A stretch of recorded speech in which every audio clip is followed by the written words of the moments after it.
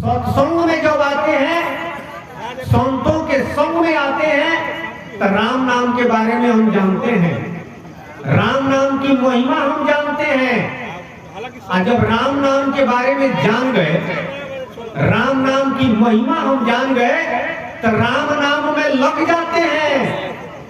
और जो राम नाम में लग जाता है, वास्तव में इस संसार में वही सुखी होता है, वही आनंदित होता है, उसी के यहाँ मंगल होता है, उसी का जीवन सार्थक होता है। इसलिए इस संसार में सत्संग सार बात है। जो लोग चतुर हैं वे लोग सत्संग करते हैं, सत्संग में भाग लेते हैं। तो जो भी भाई यहाँ भाग ले रहे हैं, दूर से आए हुए, चाहे यहाँ के स्थानीय भाई सब, ग्रामवासी बंधु, ग्रामवासी सज्जन, धन्यवाद के पात्र हैं। परमात्मा की कृपा है तब ये सत्संग में भाग ले रहे हैं। आज जो लोग सत्संग में भाग लेते हैं, निश्चित रूप से प्रभु की विशेष कृपा होती है। क्योंकि अगर भगवान की कृपा न हो तो नजदीके रह करके वह दूर रहता है। नजदीके सत्संग हो रहा है, अब उधर ध्यान नहीं है, उसमें ख्याल नहीं है, तो वह दूरे है। तीन बात दुर्लभ संसारा, इस संसार में तीन चीज दुर्लभ है। सुर दुर्लभ नर्तन भारत अवतारा, अति दुर्लभ सत्संगे प्यारा। सबसे पहले का दुर्लभ है मनुष्य शरीर। अरे इस संसार में जन्म हो जाए, 84 लाख जोनी में, बैल में, कुत्ता में, सियार में, भैंस में जो जीव है वह भगवान के भजन करने का अधिकारी है, सत्संग करने का अधिकारी है। न भगवान के भजन करने का अधिकारी है, न सत्संग करने का अधिकारी है। यहाँ तक कि देवलोक में भी जो देव जोनी में जो जीव है वह भी अधिकारी नहीं है पार ब्रह्म के नाम, राम नाम को सुमिरन करके भवसागर से पार जाने का। यहाँ तक कि गुप्तमती के सत्संग करने का भी अधिकारी नहीं है। इसलिए इस संसार में जितना जोनी है, चाहे वह 84 लाख जोनी हो और चाहे देव जोनी हो, इन तमाम जोनियों से उत्तम मनुष्य जोनी है। मनुष्य जोनी में जब यह जीव आता है तो अधिकारी बनता है राम नाम सुमिरन करने का, अपने जीवन को सार्थक बनाने का, इस भवसागर से पार जाने का। जब मनुष्य शरीर में यह जीव आता है तब यह अधिकारी होता है। और दूसरा दुर्लभ है भारतवर्ष में जन्म लेना। अरे मनुष्य जोनी मिल गया, अब भारत को छोड़ करके दूसरे देश में जन्म हो गया तो बहुत लोग प्रश्न करेंगे, क्या हिंदुस्तान को छोड़ करके दुनिया के और देशों में धर्म नहीं है? दुनिया में जितना देश है सब जगह धर्म है। अरे हिंदू धर्म, ईसाई धर्म, जैन धर्म, पारसी धर्म, इस्लाम धर्म, यहूदी धर्म, धर्म की कमी है, सिद्धांत की कमी है। इस संसार में अनेकों सिद्धांत है, अनेकों धर्म है, धर्म की कमी नहीं है, लेकिन आध्यात्मिक विवेक की कमी है। साहित्य का ज्ञान इस संसार में तो उच्च कोटि का है, लेकिन आध्यात्मिक ज्ञान, आध्यात्मिक विवेक भारत के धरती से ही मिलेगा। और इस धरती पर भगवान श्री रामचंद्र जी, भगवान श्री कृष्णचंद्र जी और सतगुरु कबीर साहब, उच्च कोटि के संत महात्मा गरिया साहब, रैदास जी, नानक देव जी, हमारे सतराम बाबा इसी धरती पर आए हैं। बाकी दुनिया में धर्म है ही है, लेकिन भारत की प्रधानता आज से नहीं, सनातन से योग की रही है।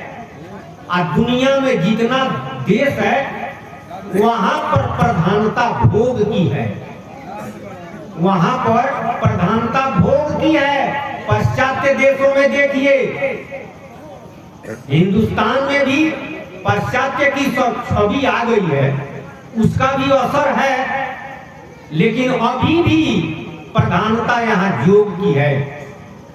योग का कई माने होता है।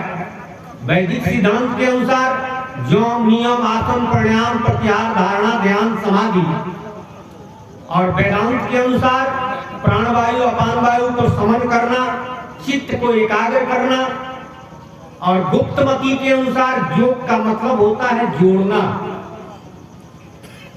यानी इस जीव को सूरत के माध्यम से अपने मालिक पारब्रह्म सतराम जी से जोड़ लेना। तो भारत में जन्म हुआ तो समझिए कि आध्यात्मिक नॉलेज, आध्यात्मिक विवेक आसान है।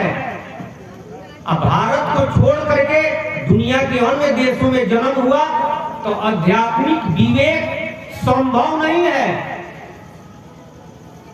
धार्मिक ज्ञान होगा, साहित्य का ज्ञान होगा, लौकिक ज्ञान होगा, आपको इस संसार का जो वैभव है, विषय का सुख भरपूर मिलेगा। लेकिन भारत के धरती पर योग की प्रधानता है, यहाँ आध्यात्मिक लाभ होता है। इसलिए संतों ने भारत का भी स्थान रखा कि इस दुनिया में अगर भारत में जन्म हुआ तो समझिए कि दूसरा दुर्लभ चीज मिल गया। अति दुर्लभ सत्संगे प्यारा, सत्संग तो अति दुर्लभ है। बाकी इस संसार में जितना चीज हम देख रहे हैं, चाहे सत्संग को छोड़ करके सुन रहे हैं, उसको दुर्लभ नहीं बतलाया गया है। भगवान के कथा और कीर्तन भी दुर्लभ नहीं है, लेकिन सत्संग दुर्लभ है, और उसमें भी गुप्तमती का सत्संग। तो संयोग से परमात्मा के विशेष कृपा से तीनों मिला हुआ है। मनुष्य शरीर भी मिला हुआ है, भारतवर्ष में जन्म भी हुआ है, और गुप्तमती का सत्संग भी मिल रहा है। और तीनों पाकर अपने जीवन को अगर हम सार्थक नहीं बनाते हैं तो इस संसार में अभागा नहीं, महाअभागा कहिए। गुप्तमती का सत्संग परमात्मा के विशेष कृपा से अरे इस ग्राम में हो रहा है, तो ग्रामवासी सज्जन, ग्रामवासी बंधु साधारण धन्यवाद के पात्र नहीं है। नहीं भी आए हैं तो माइक की व्यवस्था है, आवाज तो सुनाई दे रही है, उसका भी असर होगा। तो भगवान के कृपा के पात्र जरूर हैं। आज जो भगवान के कृपा का पात्र होता है निश्चित रूप से इस संसार में सुखी होता है। जिन पर भगवान की कृपा नहीं होगी, सुख का दुनिया का तमाम उपाय करेगा लेकिन सुख नहीं होगा। कोई कहता है कि हम धनवान और अब पति हो जाएंगे तो सुख हो जाएगा। धन से सुख नहीं होता है, बल से सुख नहीं होता है, जौन से सुख नहीं होता है। सुख भगवान के कृपा से होता है। झोपड़ी में रहने वाला सुखी है अगर भगवान की कृपा है तो, महल में रहने वाला दुखी है अगर भगवान की कृपा नहीं है तो कलह है, अरबों की संपत्ति है, आप परिवार में कलह है, वह बेचैन है, मानसिक शांति नहीं है, तो धन रहकर भी उसे सुख नहीं देता है। लेकिन परमात्मा की कृपा हो गई तो थोड़ा ही है, उनका जीवन शांति से बीतता है, आनंदित से बीतता है, वह सुखी है। इसलिए सुख भगवान की कृपा से होता है, राम जी के कृपा से होता है, सुख राम नाम से होता है। इसलिए सबकी इच्छा सुख की है, सबकी इच्छा आनंद की है। आग्रह है थोड़ा आवाज कम किया जाए। और सत्संग हो रहा है तो थोड़ा इधर ख्याल किया जाए। बोलिए सतगुरु महाराज की जय जय जय। तो कहने का मतलब है कि इस संसार में जितने लोग हैं सबकी इच्छा है कि हमें सुख मिले, कोई दुख चाहता नहीं है। सब लोग चाहते हैं कि हम आनंदित रहें, सब लोग चाहते हैं कि मंगल हो, कोई अमंगल चाहता नहीं है। लेकिन सुख कैसे होगा? कबीर साहब जी के पास कुछ लोग गए और कहे कि सरकार, हम लोग देखते हैं कि आप हमेशा आनंदित रहते हैं, हमेशा प्रसन्न रहते हैं, झोपड़ी में रहते हैं, लेकिन आपका चित्त हमेशा प्रसन्न रहता है। ये कैसे संभव है? हम लोगों को भी बताइए। कबीर साहब जी कहे कि यह संभव राम जी के कृपा से है। राम जी अगर मिल जाए, परमात्मा अगर मिल जाए तो आप भी आनंदित हो जाएंगे, आप भी सुखी हो जाएंगे। तो लोगों ने कहा कि सरकार राम जी कैसे मिलेंगे? वह तो उपाय बताया जाए। राम राम, वह तो उपाय बताया जाए। तो साहब जी ने कहा कि जो तू चाहो प्रभु को तो छाड़ सकल की आस। अगर तुम प्रभु को चाहते हो तो सबकी आशा छोड़ो। तो लोगों ने कहा कि सरकार जंगल में जाना पड़ेगा। कबीर साहब जी कहे कि नहीं नहीं, जंगल में जो चले गए हैं वो सबकी आशा थोड़े छोड़ दिए हैं, ऐसी बात नहीं है। पहाड़ पर चले जाइए, जंगल में चले जाइए, उससे भगवान नहीं मिलेंगे। परिवार में रहिए, घर में रहिए, बात तो समझिए। सब में रहकर और सबसे अलग यह तरीका अपनाइए, और नहीं तो सबसे अलग होकर और सब में रहना। कबीर साहब जी ने कहा कि गावन ही में रोवना, कि रोवन ही में गावना, गावन ही में रोवना। एक औरत रो रही है और उसी में गा रही है। पहले जमाने की बात है, अब तो नहीं है।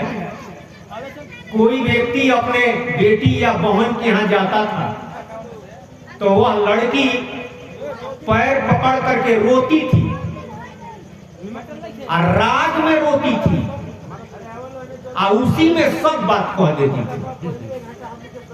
वह रो रही है लेकिन उसी में राग से रो रही है। अगर राग में नहीं रो रही है तो सुनने वाली दूसरी औरत कहती है कि इसको रोना भी नहीं आता है। तब की बात है। वही कबीर साहब कहे कि रोवन ही में गावना, रो रही है लेकिन उसी में गा रही है। एक घर ही को बंद करे आ एक बन ही को घर, एक बने को घर बना दिया आ एक घर ही को बन बना दिया। एक व्यक्ति घर द्वार छोड़ करके जंगल में चला गया, वहां पर मठिया बना दिया। अब उसके बाद बहुत चेला हो गए, उसके बाद गाय भैंस वहां पर रख लिया गया। अब लोग जब वहां पर हो गए तो जमीन चाहिए, तो जमीन जोतने लगा। तब परिवार माया है, वो कहता है, घर से भाग कर क्यों गया? कि परिवार माया है, घर माया है, जमीन माया है, माल मवेशी माया है। और जब जंगल में गया हुआ तो वहां पर भी तो रहने के लिए घर चाहिए। अरे पलानिया बनाइए तो घरे न हुआ, तो वहां घर बना दिया। और जब रहने लगा तब चेला चेली भी हो गए। यहाँ परिवार में 2 4 5 आदमी 10 आदमी है, और वहां पर 200 400 500 1000 चेला। और उसके बाद परिवार में रह रहे हैं तो 2 4 5 गो मवेशी रखेंगे, और मठियों में 50 गो 100 गो 200 गाय। आपके यहाँ पर किसी को जमीन बहुत होगा तो 20 बीघा 25 बीघा 30 बीघा, तो 2 4 बीघा 5 बीघा 6 बीघा बहुत है। और वहां पर मठिया में 100 बीघा 500 बीघा तो घर वाला माया है, मठिया वाला वो माया नहीं है। वह कबीर साहब कहे कि एक वन ही को घर करे, एक वन में चला गया लेकिन उसी को घर बना दिया, एक घर ही में बैराग, एक घर ही में है उसी में वैराग्य ले लिया। किस तरह से? कबीर साहब जी ने कहा कि संतो सोई सतगुरु मोहे भावे, जो भोग में जोग सिखावे, कर्म करे रहे अकर्मी ऐसी युक्ति दिढ़ावे, संतो सोई सतगुरु मोहे भावे, जो भोग में जोग सिखावे। कहते हैं कि वही सतगुरु हैं जो भोग में जोग सिखा दे। भोग क्या है? इस संसार का जितना काम करते हैं सब भोग है। जगत जोनी दिखाई दे रहा है भोग है। अब वैदिक सिद्धांत के अनुसार इसी में ब्रह्म दिखाई दे रहा है, यह योग है। और गुप्तमती के अनुसार उसी ब्रह्म ज्योति में प्रभु के नाम को निरेख रहा है, तो इस सहज योग है। सहज योग अमृत रस चाखे, लागे न पैसा दाम, अमृत पार ब्रह्म के नाम, पीले श्वास सुरत से राम। तो सतगुरु हमको वही भाते हैं जो भोग में योग सिखा दे। कर्म करता है लेकिन ईश्वर के यहाँ अकर्मी लिखा जाता है। कोई काम नहीं कर रहा है, खाता है, ईश्वर के यहाँ लिखा जाता है कि वह खा नहीं रहा है, वह चल नहीं रहा है, दुनिया का कोई काम नहीं कर रहा है। क्या कर रहा है? खाली सुमिरन कर रहा है, खाली भोजन कर रहा है। ईश्वर के यहाँ यही लिखा जाए, ये कौन तरीका है? वही साहब जी कहे कि वही सतगुरु है जो यह सिखा दे। सब में है और सबसे अलग है। यह कौन तरीका है? महाराज जी सत्रह बाबा भी बतलाए, खाली वास्ते समझ लिया जाए तो इस संसार का जितना काम करते हैं सब भजन है, सब पूजा है, यही भक्ति है। खाली समझ लिया जाए तो। उदाहरण के लिए हम खेत जोत रहे हैं, किस लिए? अन्न के लिए। अन्न किस लिए उपार्जन करते हैं? भोजन के लिए। अब भोजन क्यों कर रहे हैं? शरीर को स्वस्थ रखने के लिए और जीने के लिए। शरीर क्यों स्वस्थ रहे, क्यों हम जिए? खाने के लिए। खाने के लिए नहीं, भगवान के नाम, प्रभु के नाम, राम नाम का भोजन करने के लिए। अगर यह समझ करके खेती करते हैं तो खेती करना भी भजन है। खेती करना भी भजन है।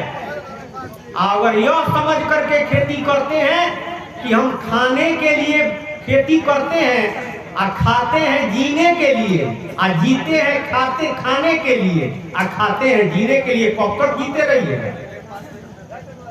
कब तक जीते रहिएगा? लेकिन जहाँ जहाँ जाए सोई परिक्रमा, और जो करे सोई पूजा। जहाँ जहाँ जा रहे हैं भगवान के नाम का परिक्रमा कर रहे हैं, और जो काम कर रहे हैं भगवान का पूजा कर रहे हैं। खाली वास्ते समझ में आ जाए तो यह तरीका सतगुरु बतलाते हैं। घर ही में रह करके, और घर से अलग है। एक जंगल में चला गया तो घर से अलग नहीं है, उसी को घर बना लिया।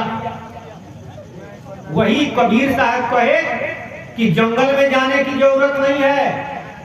लोगों ने कहा कि सरकार आप कहते हैं कि सबकी आशा छोड़ना है तो जंगले में नहीं जाना पड़ेगा। तो कबीर साहब वही समझाए।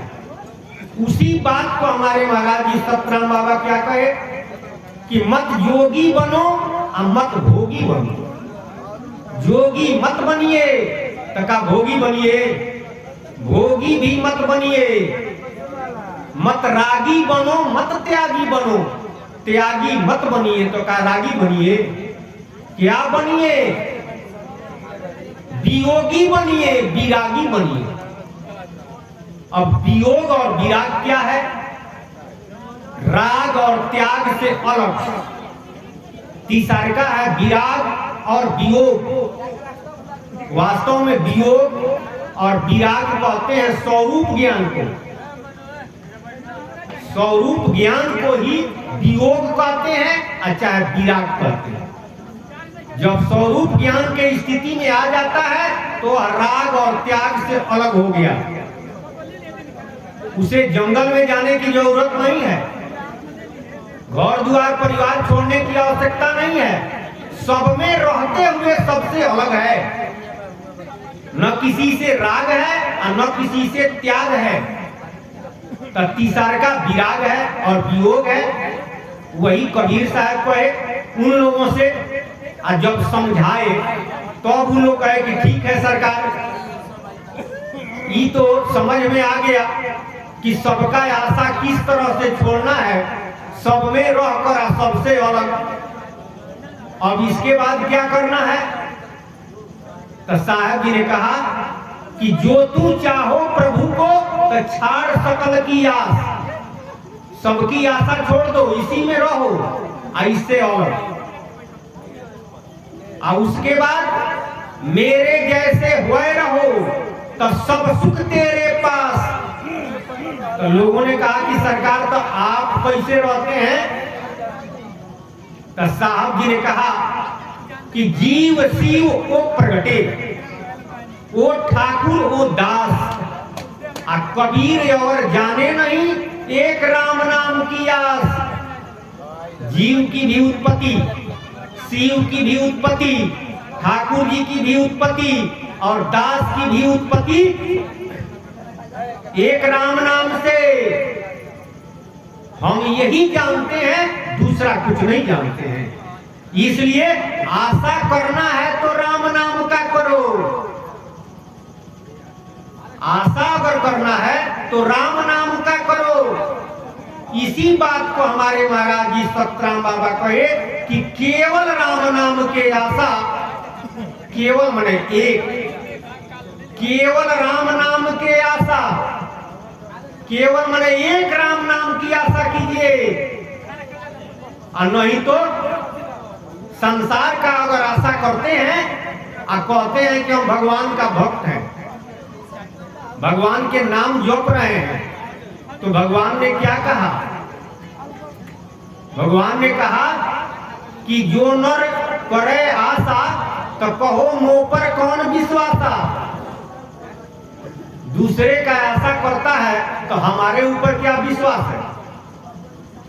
इसलिए भगवान के नाम, प्रभु के नाम, पारब्रह्म का नाम, राम नाम की आशा, दूसरे की आशा नहीं।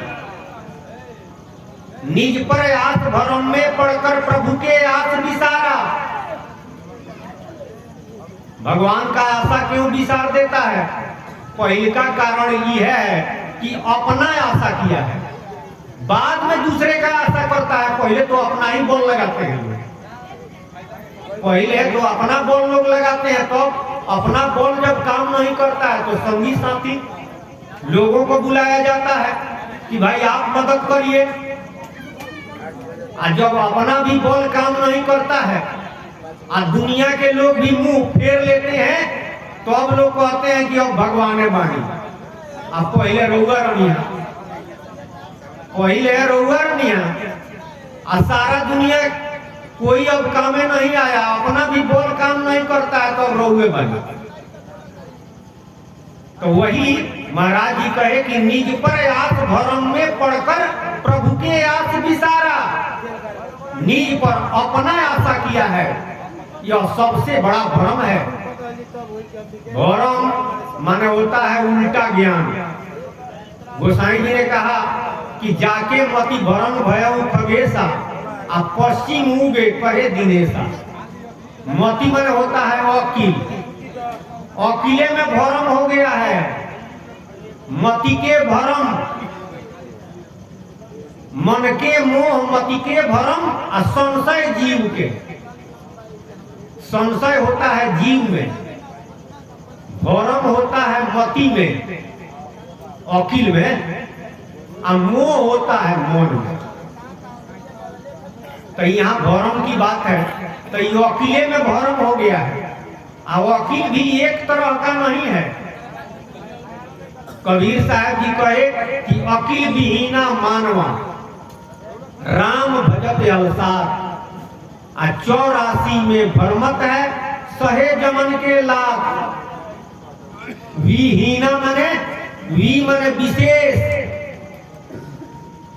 जो अकिल से विशेष हीन है वो राम नाम के भजन करने में आलस करता है, संसार के काम में आलस नहीं है।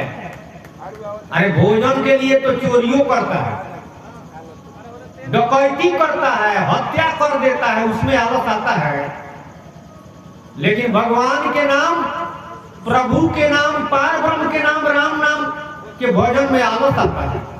कोई तो करवे नहीं करता है, और कुछ लोग करते हैं तो आलसे आ जाता है, और कुछ लोग करते हैं आलस छोड़कर तो मन इधर उधर चला जाता है। 3 गो बात है।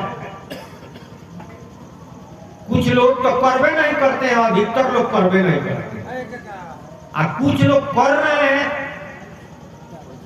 तो मन इधर उधर जाता है, और कुछ लोग करना चाहते हैं तो उसमें आलस है, आलस से नहीं करता है। तो मन के, मति के और संशय के, यानी मन, जीव और संशय जो लगा हुआ है जीव में, अकिल में जो भरम है और मन में जो मोह है, यह बाधा है। तो हम कह रहे थे कि अकिल भी एक तरह का नहीं होता है, कई तरह का अकिल होता है। अकिल माने मति, जाके मति भरम भय वो अकिल माने मति होता है। तो मति कई तरह का होता है, कई तरह का अकिल होता है। अकिल भी 4 तरह का है। पहले का अकिल है कुमति सुमति। तब गोसाई जी कहे कि कुमति सुमति सबके उड़ रहे हैं, कुमति सुमति सबके अंदर है। ये माया की मति है, यह माया की अकिल है। किसी के अंदर सुमति ज्यादा है और कुमति कम है, और किसी के अंदर कुमति ज्यादा है और सुमति कम है। उदाहरण के लिए कालनेमी के अंदर कुमति था और हनुमान जी के अंदर सुमति था। तो हम लोग कहेंगे कि जब दोनों रहता है, दोनों जब रहता है तो कालनेमी में तो खाली कुमति था, सुमति कहाँ था? हनुमान जी, तो हनुमान जी में खाली सुमति था, कुमति कहाँ था? दोनों आदमी में दोनों था। हनुमान जी में सुमति ज्यादा था, कुमति कम था, और कालनेमी में कुमति ज्यादा था, सुमति कम था। इस सबके अंदर रहता है, कोई कौम और कोई देश। अब लोग कहेंगे कि कैसे? कालनेमी क्या जपता था? राम नाम। तो राम नाम जपना कुमति है, राम नाम जपना सुमति है। लेकिन किस तरह से जपता था वह कुमति का। राम नाम जपने का उद्देश्य क्या था? वह कुमति था। कपट से जपता था, कपटी कुमति से कालनेमी जपी आपन नाश कराया। कुमति यानी तमोगुण से जपता था, और सुमति यानी सतोगुण से जपता था। सतुगुणी लोग सुमति वाले हैं और तमोगुणी वाले कुमति वाले हैं। और तमोगुण सतोगुण दोनों नहीं रहता है, दोनों रहता है। किसी में सतोगुण ज्यादा है और तमोगुण कम है, और किसी में तमोगुण ज्यादा है और सतोगुण कम है। तो कालनेमी में तमोगुण ज्यादा था, कुमति था लेकिन राम नाम जपता था तो सुमति को ही है। लेकिन उद्देश्य क्या था कि हनुमान जी आएंगे, राम नाम सुन करके उतरेंगे, तो प्रसाद में जौहर मिलाया था कि प्रसाद भगवान का प्रसाद समझकर खाएंगे तो मर जाएंगे, तो संजीवनी नहीं जाएगा, तो लक्ष्मण जी भी मर जाएंगे। एक एक गो तीर में कई गो निशाना था। तो हनुमान जी क्या किए? हनुमान जी तो संजीवनी लाने के लिए जा रहे थे, किसी को जिलाने का काम कर रहे थे, आई मुआने वाला काम कर रहा था। तब कुमति था, हनुमान जी जिलाने वाला काम कर रहे थे तो सुमति था। राम नाम तो दोनों आदमी जप रहे थे, हनुमानो जी राम नाम जपते हैं, कालों ने भी राम नाम जपता है। लेकिन यहाँ तो नियत में देखा गया, राम नाम जपना सुमति है, लेकिन नियत काल नेमी का खराब था।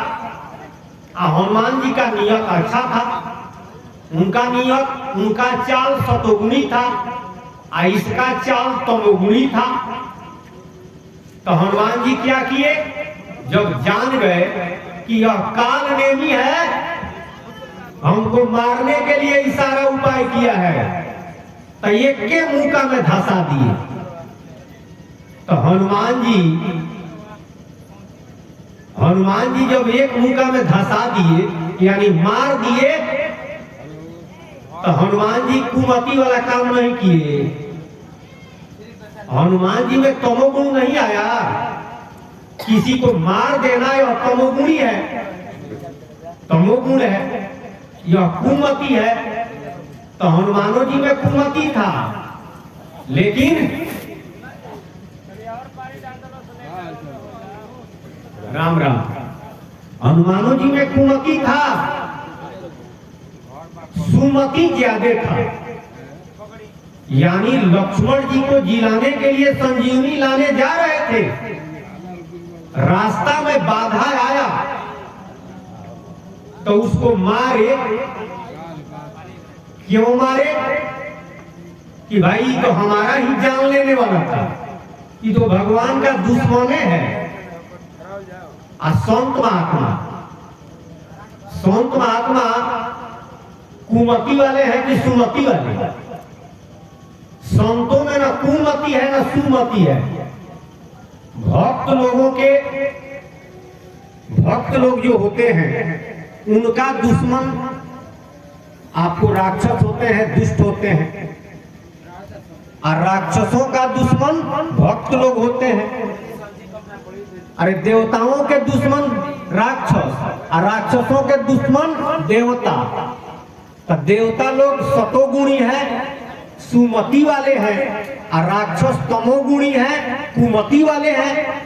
तो एक दूसरे का दोनों दुश्मन है।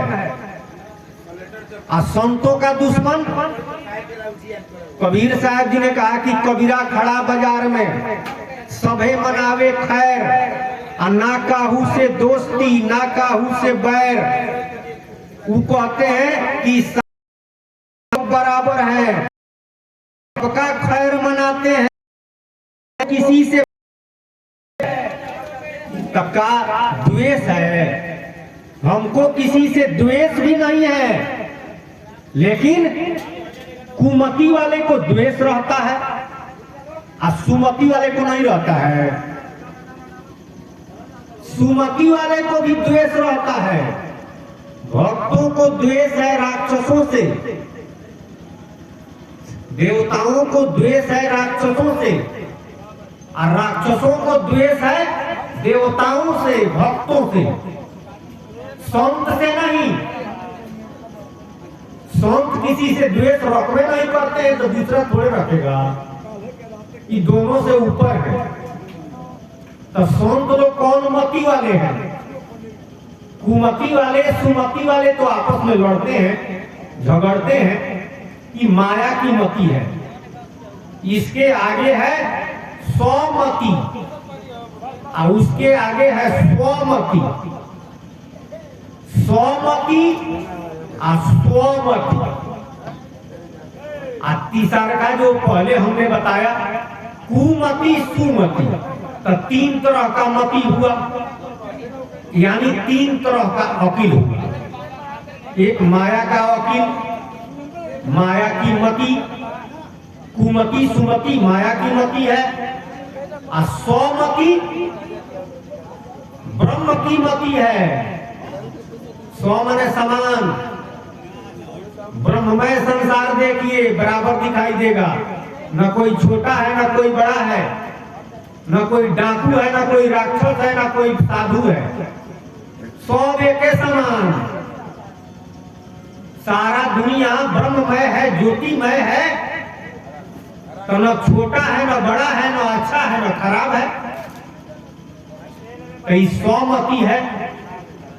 इसके आगे है स्वमति। स्वमति माने स्व माने निज, मति माने अकील। निज अकील, निज अकील क्या है? यानी जीव का अकील, जीव का अकील, जीव का मति क्या है? यह संतों के पास है। स्वरूप ज्ञान जब होता है तो ब्रह्मभूत प्रसन्न आत्मा न सोचती न कांचती, चाह गई चिंता गई मनवा बेपरवाह, जाको कछु नहीं चाहना सोई साहंसा। अरे जिसको संसार की चाहना है, पद की, धन की, वैभव की, तो उसको किसी से राग है और किसी से द्वेष है। और जिसको सारा चाहना समाप्त है, न संसार की चाहना है न ईश्वर की चाहना है, उसका सूरत अपने में लगा हुआ है। उसका सूरत स्वयं अपने में वो लगाया है, संसार में नहीं लगाया है, परमात्मा में नहीं लगाया है। वास्तव में उसे ही सूरत कहते हैं। संसार में लगा हुआ है तो उसे मन कहते हैं, और वही जब स्वरूप में लगा हुआ है तो उसे सूरत कहते हैं। और वह जब पार ब्रह्म के नाम राम नाम में लगेगा तो उसे नीरत कहेंगे। मन सूरत नीरत, मन ही सूरत हो जाएगा, और जब प्रभु में लगेगा तो वही नीरत हो जाता है। तो स्वरूप ज्ञान के स्थिति में सूरत स्वयं अपने में लगाता है, चाहना चिंतन उसका समाप्त हो गया। जिस स्थिति में जीवलोक में था उसी स्थिति में आ जाता है। जीवलोक में किस स्थिति में था? चाहना चिंतन रहित था। जिस तरह से कोई व्यक्ति सो जाता है तो उसमें न चाहना रहती है न चिंतन रहता है, न दुख रहता है न सुख रहता है, सारा समाप्त हो गया।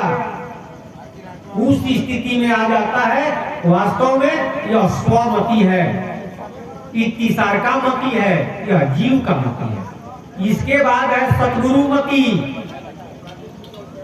सतगुरु मति अच्छा है, विचार मति अच्छा है, प्रभु की मति कहिए। मति माने अकील। स्वरूप ज्ञान हो गया, राम नाम में सूरत नीरत हो गया, तो सतगुरु क्या बतलाते हैं? चाह राम नाम के सुधारा मतिया। राम नाम की चाहना कीजिए। जब स्वमति में आता है तो चाहना समाप्त हो जाता है, और इसके आगे जो बढ़ता है तो जीव को प्रभु के तरफ से चाहना और सूरत करने का अधिकार मिला हुआ है। तो जब यह राम नाम की चाहना करेगा तो राम नाम में ख्याल जाएगा, राम नाम में सूरत जाएगा, तो सूरत ही नीरत हो जाएगा। नीरत का मतलब होता है नी जोड़ रत। रत मने रति मने प्रेम, नी मने नहीं, बिल्कुल रति बराबर भी प्रेम नहीं, इसे ही नीरत कहते हैं। अब लोग कहेंगे कि भगवान के नाम से, प्रभु के नाम से बिल्कुल प्रेम नहीं होना चाहिए। इसका मतलब यह नहीं हुआ। संसार से बिल्कुल प्रेम रहित हो गया, रति बराबर भी संसार में प्रेम नहीं है, तो 100% प्रभु के नाम में लग गया। मान लिया जाए कि 100% प्रेम है, 90% संसार में लगा हुआ है, तो बाकी बचा 10% तो भगवान में लगा हुआ है। 50% संसार में लगा हुआ है, तो 50% भगवान में लगा हुआ है। लेकिन नियत का मतलब होता है कि 100% प्रभु के नाम में लगा हुआ है, संसार में रति बराबर भी नहीं है, बिल्कुल समाप्त, उसे ही नियत कहते हैं। तो अपने अकील के हिसाब से विषय पर आइए। विषय था वही कबीर साहब कहे कि जो तू चाहो प्रभु को तो छाड़ सकल की आस, अब मेरे जैसे होए रहो तो सब सुख तेरे पास। जीव शिव ओ प्रकटे ओ ठाकुर ओ दास, आ कबीर और जाने नहीं एक राम नाम की आस। राम नाम की आशा यही हम जानते हैं, क्योंकि राम नाम से ही सब कुछ हुआ है। शब्दे धरती शब्दे आकाशा, और शब्दे शब्दे भय प्रकाशा। और महाराज जी कहे कि सार शब्द से शब्दन विस्तारी, सार शब्द से शब्द हुआ, और शब्द से ब्रह्मा विष्णु महेश, और उसके बाद ब्रह्मा विष्णु महेश से यह जगत और जोनी। सार शब्द मने राम नाम, और शब्द मने शब्द किसे कहते हैं? संत महात्मा उपयोग किए हैं, प्रयोग में लाए हैं शब्द। शब्दे मारा गिर पड़ा, शब्दे छोड़ा राज, और जिन जिन शब्द विवेक किया तिनका स्वर्ग आकाश। शब्द हमारा आदि का ताते बलि न कोई, आगा पीछा जो करे सो बलहीना होय। तो जितने संत हुए सब लोग शब्द कहे, तो शब्द का मतलब क्या हुआ? अरे दुनिया में जो लोग बोल रहे हैं वो तो शब्द है। शब्द का मतलब होता है ब्रह्म। वैदिक सिद्धांत के अनुसार शब्द माने ब्रह्म। वेद में शब्द को ब्रह्म कहा गया है। शब्द कह दिए तो शब्द का माने हुआ ब्रह्म। तो ब्रह्म की उत्पत्ति कैसे हुई? राम नाम से। तत्व से तत्व हुआ, तत्व से जगत और जोनी हुआ। तत्व की उत्पत्ति सत्य से हुई। सत्य लोक के तत्व प्रकाश साकेत में आया, और उसी तत्व प्रकाश को रात आदि शक्ति ने रूपांतरित किया, और यह जगत और जोनी बनाया। और जगत जोनी में यह जीव अजुरा गया, इस संसार में जन्म लेता है, मरता है। अरे जन्म लेना मरना इस शरीर का काम है, लेकिन इस शरीर के माध्यम से यह जीव दुख भोगता है, नाना तरह का विपद भोग रहा है। तो नानक देव जी ने कहा कि नानक शब्द घटा घटे आछे, सकल सृष्टि शब्द के पाछे। सारा सृष्टि शब्द के पीछे है, यानी सार शब्द के पीछे है। सार शब्द से ही सब कुछ हुआ है, यानी राम नाम से ही सब कुछ हुआ है। और राम नाम की शक्ति सब में है। रामचरितमानस के विद्वान लोग इस बात पर विचार अगर करें, गोसाई जी ने लिखा है कि बंदो नाम राम रघुबर के, मैं राम नाम का वंदना करता हूं। बंदो नाम, कौन नाम? राम, जो प्रभु का है। हेतु किसान भानु हिम करके, हेतु माने होता है कारण, जो कारण है चंद्रमा का, सूर्य का और अग्नि का। यानी सूर्य में जो प्रकाश है, चंद्रमा में जो शीतलता है, और अग्नि में जो तेज है, वह राम नाम की शक्ति है। और उतना ही नहीं, विधि हरिहर में वेद प्राण सो। विधि हरि हर, विधि कहते हैं ब्रह्मा को, हरि कहते हैं विष्णु को, और कहते हैं शिव को ब्रह्मा विष्णु शिव, और वेद प्राण तो चारों वेद, ब्रह्मा विष्णु शिव और चारों वेद का प्राण राम नाम है। यही तुलसीदास जी कहते हैं। अगर किसी का प्राण निकल गया तो क्या बचा? यही समझकर गोसाई जी कहते हैं कि मैं राम नाम का वंदना करता हूँ, राम नाम को प्रणाम करता हूँ। सबका सार राम नाम है, सबका प्राण राम नाम है। अगर राम नाम को निकाल दिया जाए तो 100 बचेगा, मुर्दा बचेगा, खाक बचेगा। यानी सब में राम नाम की शक्ति है, राम नाम से ही सब बना हुआ है। यही समझ करके शिव जी क्या जपते हैं? पार्वती जी से उन्होंने कहा कि राम रामेति रमे रामे मनोरमे सहस्त्र नाम तत्तुल्यम राम नाम बरानने।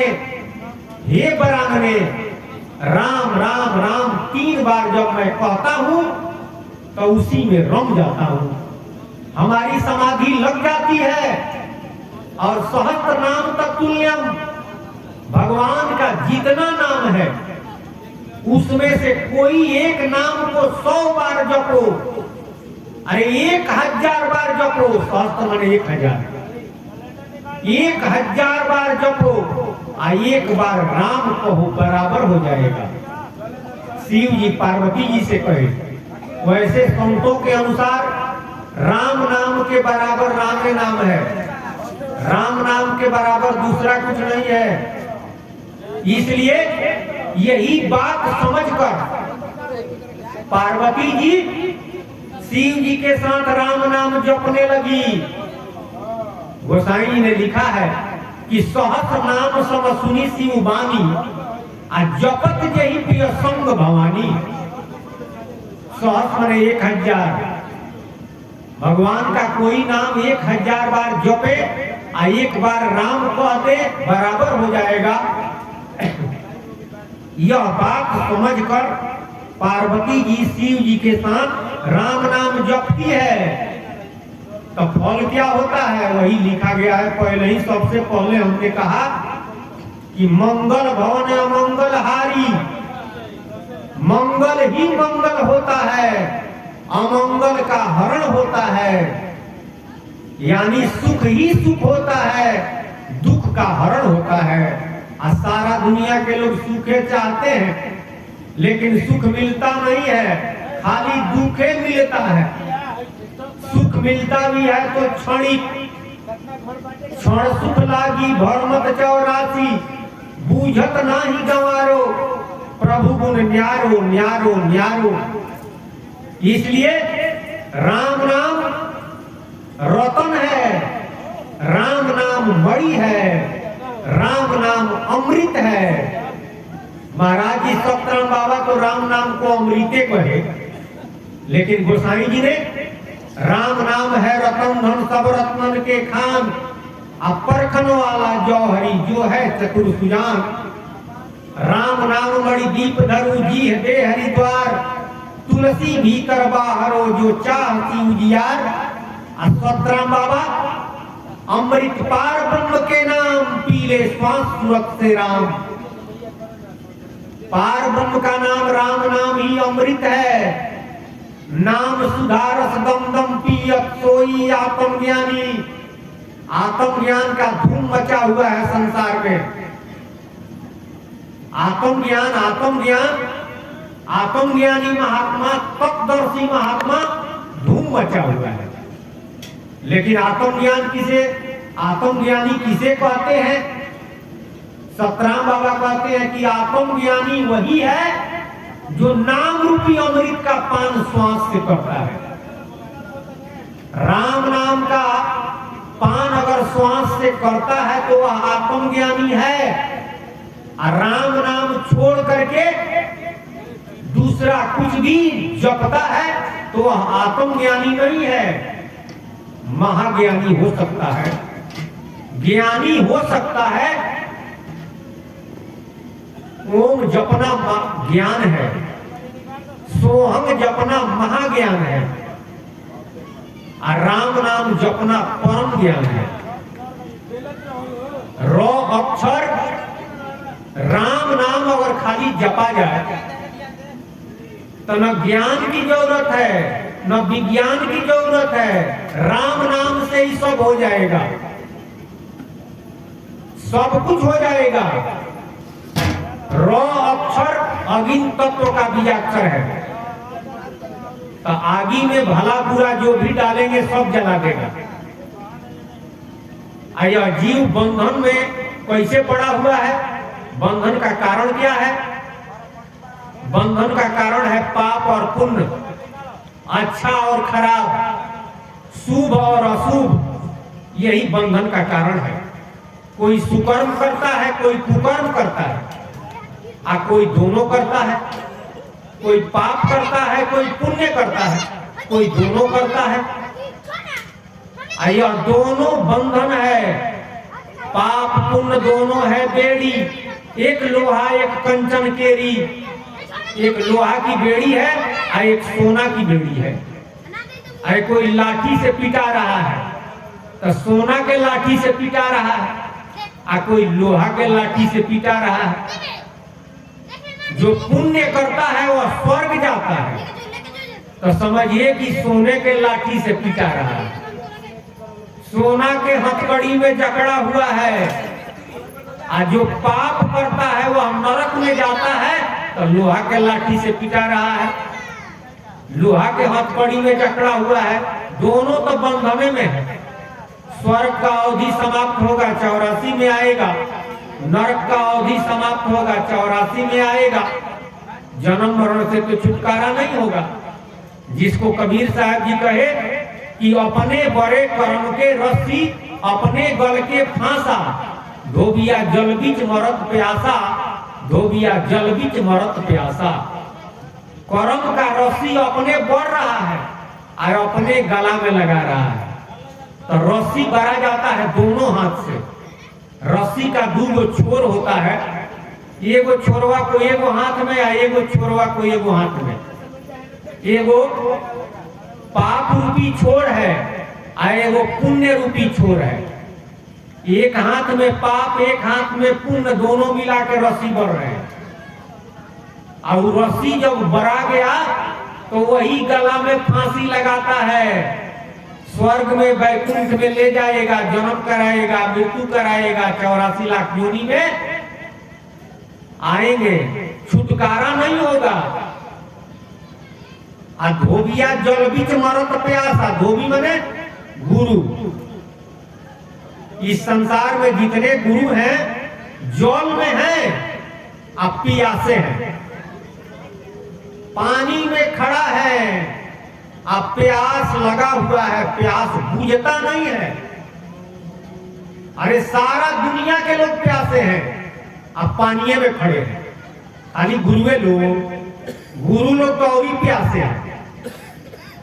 बाकी दुनिया के लोग विषय रूपी पानी में सारा दुनिया के लोग खड़े हैं। विषय की पूर्ति सबको हो जाती है। विषय से कोई आघाता है, विषय रूपी पानी की चाहना जाती नहीं है, प्यास बुझता नहीं है, और चाहिए और चाहिए और चाहिए, उसी में छटपटा करके मर जाता है। इसका प्यास बुझवे नहीं करता है, तो रस्सी से अपना गला फंसाता है। लेकिन रॉ अक्षर अगर कहता है तो रॉ अक्षर अगिन तत्व का बीजाक्षर है, पाप और पुण्य दोनों को नाश कर देता है।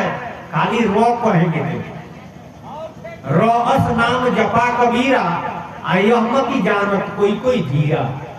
कबीर साहब जी कहे कि यह मति यह अकील कोई धीर माने स्थिर व्यक्ति जानता है। तो रॉ कहेंगे तो पाप पुण्य का नाश हो गया, बंधन कट गया। सूर्य का बीजाक्षर है, तो सूर्य से प्रकाश होता है। अरे रात गायब हो गया, सूर्योदय हुआ तो अंधेरा समाप्त। तब प्रकाश आ गया, यानी ज्ञान हो गया। विज्ञान स्वरूप ज्ञान हो जाता है। आ कहेंगे तो स्वरूप का ज्ञान हो गया, रो कहेंगे तो पाप पुण्य का नाश हो गया। मो चंद्र बीज है, तो चंद्रमा से अमृत का भास आता है, अमृतत्व की प्राप्ति होती है। तो खाली राम कहेंगे तो सब हो जाएगा। ज्ञान भी हो गया, विज्ञान भी हो गया, और राम नाम अमृत है, अमृतत्व की प्राप्ति हो जाती है। इसलिए गोसाई जी ने कहा कि कलयुग जोग यज्ञ नहीं ज्ञाना। जोग मत करिए, यज्ञ मत करिए। ज्ञान माने ब्रह्म ज्ञान है, चाहे स्वरूप ज्ञान। राम नाम छोड़ दीजिएगा, होइबे नहीं करेगा। कलयुग जोग यज्ञ नहीं ज्ञाना, केवल राम नाम गुण गाना। कलयुग कर्म भक्ति नहीं विवेकु, राम नाम अवलंबन एकु। कलयुग में कर्म, सुकर्म और कुकर्म से पार नहीं पाएंगे। अरे दोनों काम होता है, कोई सुकर्म करता है उससे भी पार नहीं पाएगा, कोई कुकर्म करता है। भक्ति, अरे सर्वगुण उपासना में भक्ति का मतलब होता है सेवा। तो भक्ति तो चारों क्लास में लिया गया है, लेकिन गुप्तमती में प्रधानता सुमिरन का दिया गया है। राम नाम का सुमिरन, भक्ति सतगुरु का। अब बाकी लोकमती में भगवान की भक्ति, तो भगवान की भक्ति लोग करते हैं, पूजा उपासना करते हैं। तो कलयुग में वो अभी उससे भी पार नहीं पाएंगे। अब विवेक, गोसाई जी के अनुसार विवेक का मतलब होता है स्वरूप ज्ञान। स्वरूप ज्ञान हो जाए और राम नाम रूपी डोरी नहीं मिला तो वो पार नहीं जाएगा। लेकिन खाली राम नाम पकड़ा गया तो ये तीनों का मोह हो जाएगा, क्योंकि राम नाम में वह सामर्थ है। सुकर्म कुकर्म दोनों समाप्त हो गया, स्वरूप का ज्ञान हो गया। आज सूर्य का बीजाक्षर है तो प्रकाश आ गया, अम्मो से यह चंद्र का बीजाक्षर है तो अमृत भी आ गया। इसलिए इस संसार में जितने संत हुए राम नाम पर दृढ़ आए। इसलिए महाराज जी सतराम बाबा कहे कि आशा करना है तो केवल राम नाम का, अपना आशा और दूसरे का आशा नहीं। निज पर आस भरम में पड़कर प्रभु के आस विसारा। अब भाग लिखा दुख को नटारे, सुर नर मुनि संसारा। तज दे हित कुटुंब दुरासा, अब हम जग से भय निराशा। इस प्रारब्ध में कुअंक लिखा हुआ है, इस दुनिया में कोई मिटा नहीं सकता है। यहाँ तक कि रामचरितमानस गवाह है, कबीर साहब की वाणी गवाह है, और हमारे सतराम बाबा की वाणी। रामचरितमानस में लिखा हुआ है, नारद जी कहते हैं राजा हिमांचल से, देव दनुज नर नाग मुनि आ को न होनहार टार। देवता लोग, नर नाग आ मुनि लोग भी इस प्रारब्ध को नहीं मिटा सकते हैं। कबीरो साहब कहे कि कर्म गति टारे ना ही टरी, कर्म गति टारे ना ही टरी। मुनि वशिष्ठ पंडित में ज्ञानी आ शोध शोध के लगन धरी। सीता हरण पिता मरण बन बन विपत्ति परी, आ कर्म गति टारे ना ही टरी। अरे जो विधना लिख दिया छठी रात के अंग, राई घटे न तिल बढ़े रे जीव रो निसंग। विधाता ने जो लिख दिया है उसमें से राई बराबर न घटेगा न बढ़ेगा। महाराज जी सतराम बाबा कहे कि जगत में दो बातें हैं सार, प्रारब्ध और पुरुषार्थ को जानत ना ही गंवार। हानि लाभ जीवन और मरना, जस अपजस होनिहार। अब भाग से अधिका दाम न मिलत, करतब करत हजार, अब बिन मांगे मोती मिल जावे, बूझो बूझनहार। जगत में दो बातें हैं साफ।